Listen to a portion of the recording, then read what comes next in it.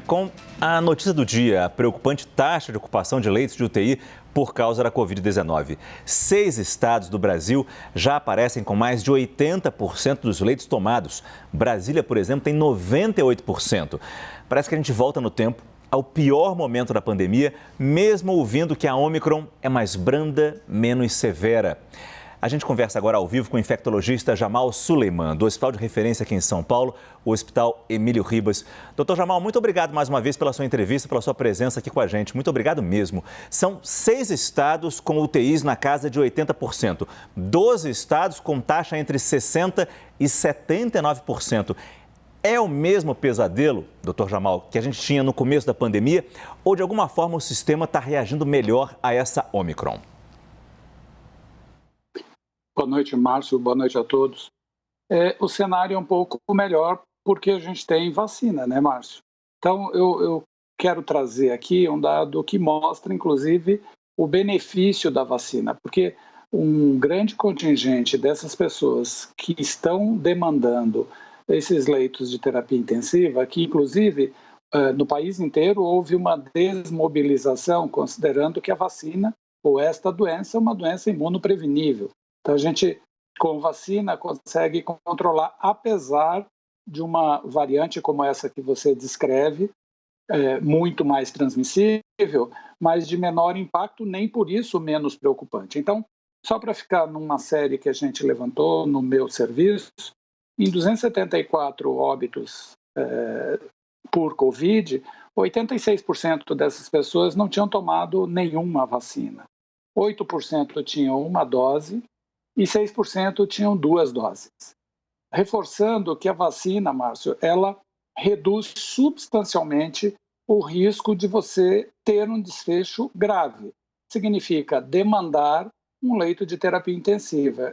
Esse dado, que aliás tem se repetido em todos os lugares do mundo, é fundamental para que quem ainda tinha alguma dúvida, né, procure rapidamente receber esse imunizante. Agora, pela sua experiência, doutor Jamal, esse cenário que nós temos hoje, ele ainda pode piorar ou a tendência é de uma certa melhora daqui para frente, quando praticamente todo mundo vai pegar essa Omicron? Então, esse todo mundo vai pegar seria razoável se todo mundo também tivesse vacinado com todas as doses. Então, nesse contexto, obviamente, o impacto seria menor. Porque aqui, Márcio, é uma questão matemática, né? Se você tem 1% de 100 mil pessoas não vacinadas demandando terapia intensiva, obviamente o estresse no serviço de saúde, e é isso que a gente tem visto, vai ser imenso. Primeiro, porque as outras doenças continuam aí, os acidentes continuam aí. Vocês mesmo acabaram de mostrar uma matéria acerca de demandas, por exemplo, em bancos de sangue, leitos hospitalares para outras causas. Então, isso é importante que quem ainda tinha dúvida, e eu acho que aqui a comunicação, e você tem feito isso desde o começo, né? A gente tem estado junto nesse processo, é fundamental que as pessoas rapidamente identifiquem que é possível mudar essa história, ainda, né? Ainda é possível. Mas eu vejo que nas próximas semanas, pelo menos 4 a 6 semanas, a gente ainda deve enfrentar um turbilhão muito grande de casos. Agora, doutor Infelizmente. Infelizmente, claro. Agora, doutor Jamal, a pergunta é meio dramática, mas eu acho que ela é importante ser feita em cima, de novo, com base na sua experiência de lidar com essas pessoas que estão no leito de UTI, que estão internadas e cai a ficha dessas pessoas. Não tomei vacina. O senhor falou 274 mortes, 86% não tinham tomado nenhuma dose da vacina. Eu nem quero perguntar sobre as pessoas que morreram, mas as que ainda estão vivas no hospital, e o senhor deve conversar com elas, essa relação médico-paciente, elas demonstram arrependimento por não terem tomado vacina ou continuam insistindo na tese de que a vacina não funcionaria, não é para mim? Pois é, Márcio, você toca num ponto importante, né? Do ponto de vista da assistência, obviamente não muda nada a forma como nós vamos tratar o humano, Claro. porque é isso que a gente é. Agora, o recado que a gente... Eu nem vou perguntar isso. O recado que essa pessoa está me dando e está implícito na busca da assistência. O que significa, e aí eu consigo entender, que em algum momento há um arrependimento. Porque se assim não fosse, essa pessoa ficaria em casa e esperaria o desfecho final. Né? Então, é por isso que a gente tem insistido, eu já falei isso algumas vezes aqui, a gente não vai deixar ninguém para trás, não podemos deixar ninguém para trás. Mas é fundamental que as pessoas tenham a percepção, porque a gente está fazendo, às vezes, pregando para os iniciados, né? Mas agora aqui é assim, é um apelo, não deixe de tomar.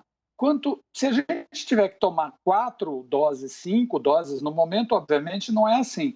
Mas se a gente tiver que fazer isso para minimizar o impacto dessa condição, veja, a gente tem 8% com uma dose e 6% com 2 doses.